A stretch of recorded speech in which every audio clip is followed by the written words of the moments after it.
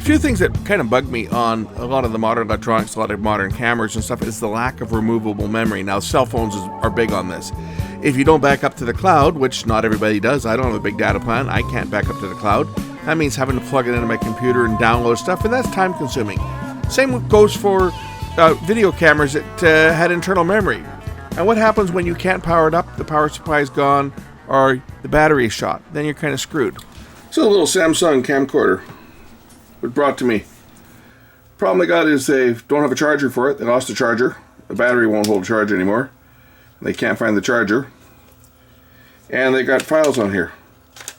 This has 8 gigs of internal memory, and of course they've been recording all their memories internally on the camera, but without the camera powering up, there's no way to get the footage off of the camera itself. And this is a small plug.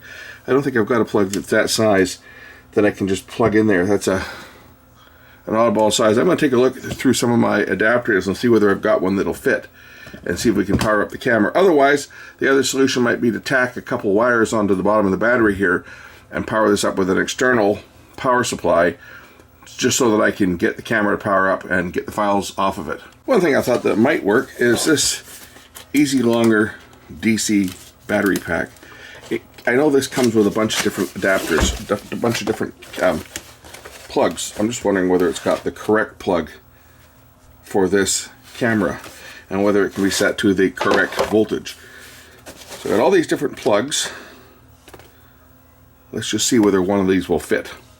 I believe this plug will fit. Now, what I don't know whether this has the correct output voltage on it.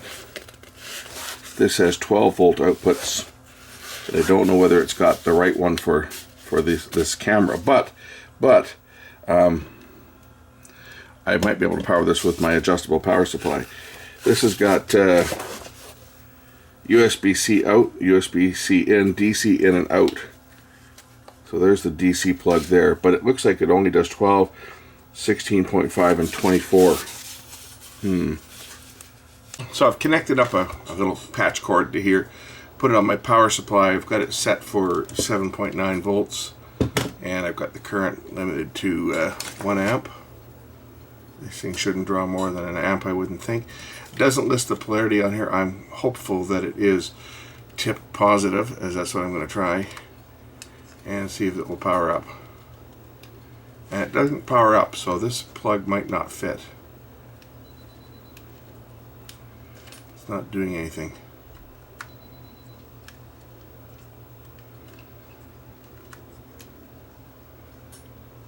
What I can do is I can put a charge into the battery and it will hold a bit of a charge. Now it might be this plug might not be the right one. That's another possibility, is that this plug is not the correct plug for this particular camera. What I do know will work, though, that doesn't work. It might be that that jack just doesn't make contact in the back here, which is possible because there's a lot of different proprietary type plugs. But what I can do is I can tack a couple wires onto this, and if I can get this battery to fit into the unit itself with some wires on it, then I can attach that to my variable power supply and get the unit to operate. So let's try tacking a couple of wires on to the battery here. Again, this is just to recover the data off of this unit, because once the files are recovered, I'm sure that the camera is probably going to go in the garbage, as they don't have the adapter to charge it, and apparently the battery is also toast. And I was able to put a charge into the battery using my power supply, but it only powered the camera up just for a split second, and then it shut down. So if we can just tack a little bit of solder on here, just to tack a wire on.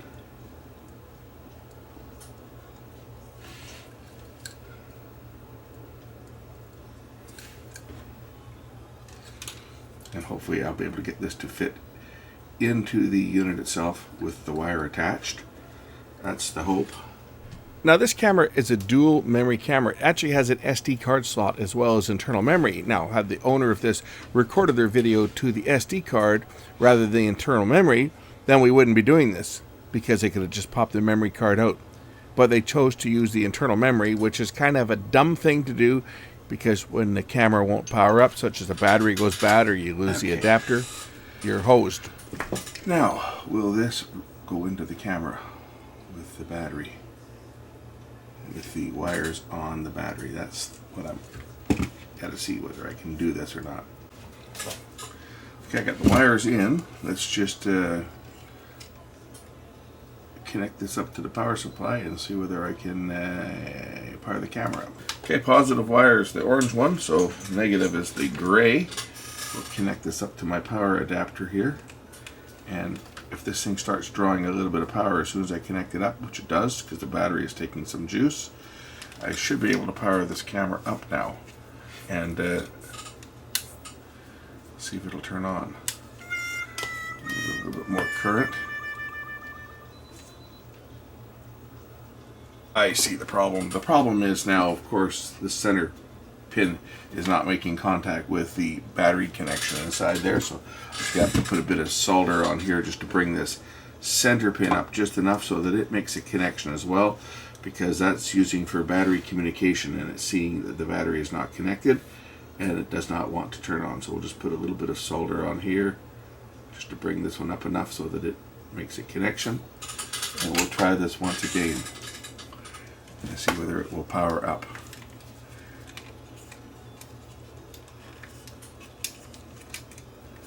Sometimes you have to get ingenious when you get these obsolete electronics, right? You put the fit in there and all the way down.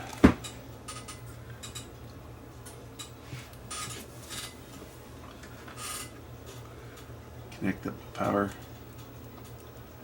Power supply is set for 8 volts, and the unit now turns on. Excellent. It says low battery, yeah, because the battery is low.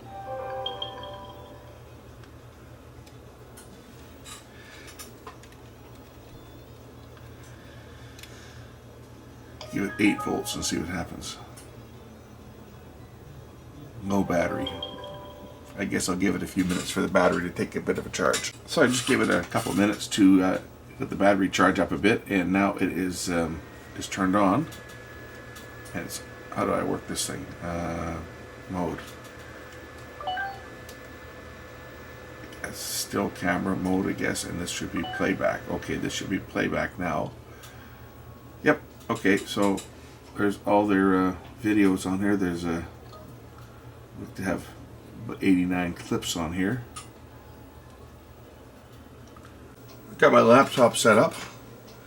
Let's see whether I can get the files off here. I've got a standard USB cable. We'll plug that in and turn it on. Oops, might help if I do that. Turn it on, and I should find the device. It's finding it here. It's got it now, and I can just go down. I should be able to find it showing up here. Oh, there it is right there. Removable disc. Right there. That's the camera. And it just shut off. What happened?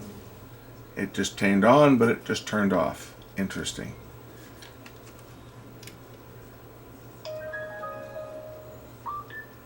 It says the battery is low. Even though I've got it on a power supply, it says the battery is low. This could be fun. I got it to stay on long enough now to copy the photos, and it just shut off. This is going to be fun.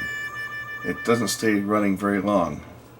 This is going to be lots of fun to try to copy these files. I can just tell that right now. Oh boy. So I haven't been able to keep I got the camera powered up long enough to get all the still photos off it, but I can't keep the camera powered up long enough to get the videos off of here. Even with the battery connected up like this, I can get, the battery's drawing about 600 milliamps right now, actually 780 milliamps, like it's charging, but it's not taking a charge. It only powers up for a few seconds and then tells me the battery is low, probably because it reads, there's a chip inside here and it reads the chip, and the chip is telling the camera that the battery is low and the camera will not power up without reading the chip. One thing that really infuriates me about these cameras like this is, well, they got internal memory, but they've also got a memory card, right? And you would think that anybody with any common sense would spend the money and buy a memory card and record everything on a memory card and not trust the internal memory in their camera. It doesn't make a lot of sense. because if the camera won't power up, you've lost everything that's inside here. At least with a memory card, you could remove it, but this particular person that owns this one didn't bother to put a $20 memory card in. They've now trusted all their memories to the internal memory, and now it becomes a challenge to try to get the material off of the camera.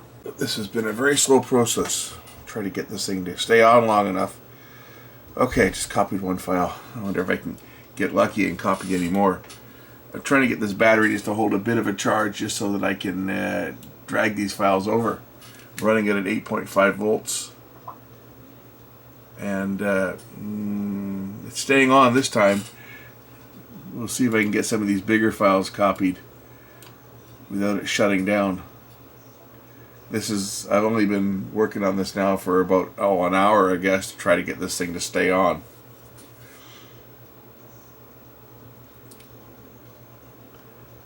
But I might get it. But nothing plugging into that plug would power it up, so I have a feeling that the jack inside is probably broken. But I'm not going to bother taking it apart to try to fix it, because this is a one-time effort. If I can get the files off of the camera, then that's really all that matters. For the client, all he cares about is getting the data off of it, so we're not going to repair the camera.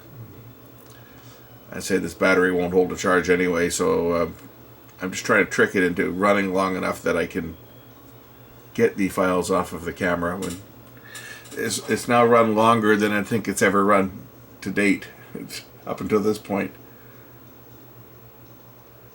So maybe it will work. It's going to be a while. It's pretty slow at copying. It looks like it's like USB 1.1. Well, I try to copy all the files. There's 7.29 gigs, and it's going to take 55 minutes. This is ridiculously slow. Like, when I shoot a video, most of these videos I'm shooting them at 1080 at a high bit rate on the camera, and a 30-minute video typically has around, I don't know, 12 gigs, I guess, or so of source files, and I can copy those files to my computer in about a minute and a half to 2 minutes. It doesn't take long.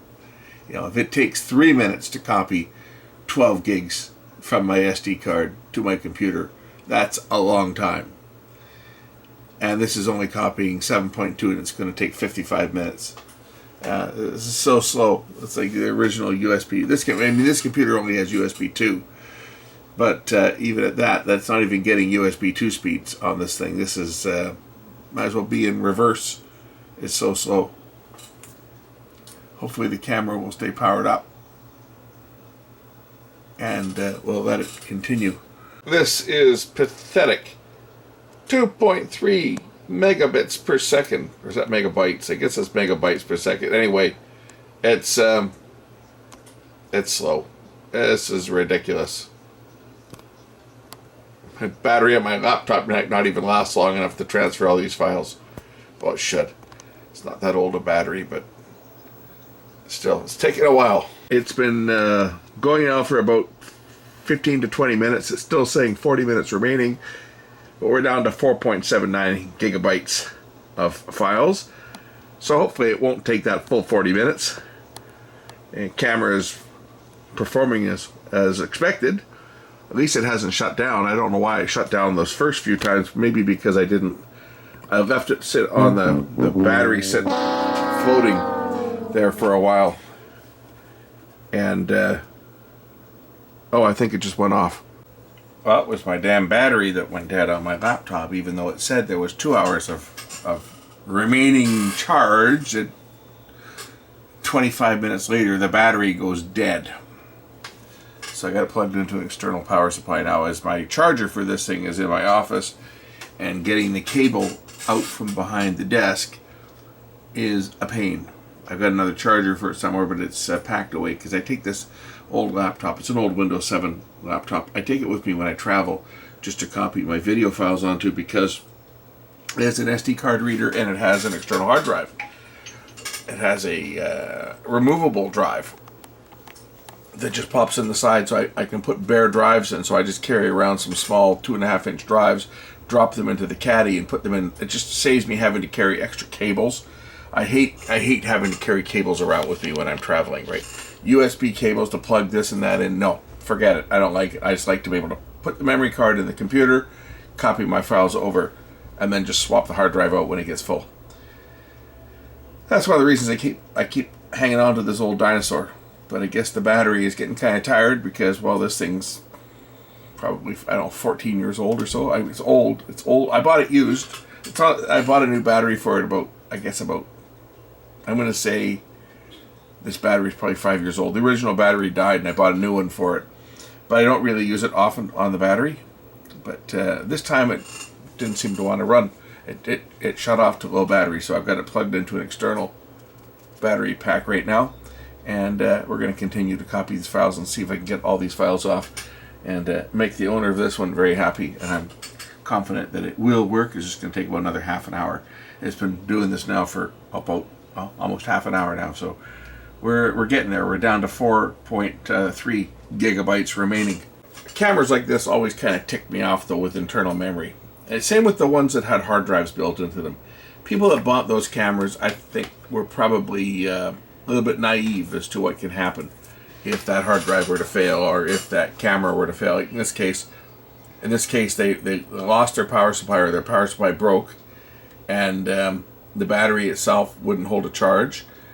So when that happens, you've lost everything unless you can figure out a way to power it up. And that's why I'm doing what I've done on this, and that's put wires onto the battery itself so that I can give the battery some power and trick the camera into thinking it's running off battery, when in fact I'm just giving it 8.5 volts. Right now a little over 100 milliamps is all it's drawing just to keep this thing fired up, just so that I can access the USB port.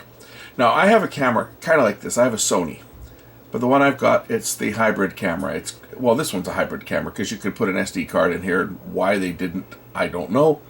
But my little hybrid camera, I can record to internal memory, which I don't. I can record to a memory stick, which I could. I've got a 4 gig memory stick for it. But it also will take the mini DVDs, which I can record HD onto them. I don't use it. I just bought it because it was cheap. I got it for 40 bucks. So it was cheap, and it was kind of a collectible camera. I thought, yeah, this one here for 40 bucks, I'll buy it, add it to my collection. I could use it. It looks good. In HD mode, it looks almost as good as this one. But I don't. I just got it because I thought it was cool, because it records directly to a DVD-RW or DVD plus RW disc. It'll do the one-time, the worm disc, as they call it, write once, read many, regular DVD or AVC HD. It'll burn to those as well. But what it will do is it will also plug into that fancy, that burner that I've got, that Sony burner. If I record to either memory stick or to the internal memory, I can plug the camera in, and it will then record directly to a full-size disc.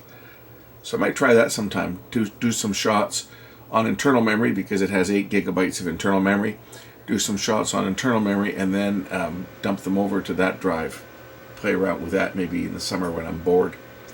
But anyway, I just say my screensaver's come up now on here. We're just going to see if we can get these files copied, and that'll wrap this one up. This is more to show how to power one of these things up when you're in that situation like I'm in. Well, it's been going for a while. I'm down to the last 18 files. 1.1 gig is what's remaining here. Had 2.44 megabytes per second. So we're getting down to the end, and I was just pricing out some USB memory, and I can't believe how much USB sticks have gone up. Like, I remember not that long ago buying brand new Kingston 64 gig USB sticks for $4.95, and I bought a ton of them. I even bought some 128s for, I think, $12, and some 256s for $20. I just was looking around because I need a couple small ones to put this stuff onto, and the cheapest ones I can find right now on sale are like $7.95 for 32. It's the prices have gone up quite a bit in the last few months. I mean, I know they say inflation, but even with all the inflation, 6 months ago I was buying 64 gig USB sticks for $4.95, and now they're like $12.95. Anyway, this is I think we're pretty much done here, so I think we'll close this one off. I'm going to call this one a success. I'm down to 925 megabytes of data to recover. I got all the photos already done. This is the video clips. I'm going to say this one's a success. So we'll catch you in the next one. Bye for now.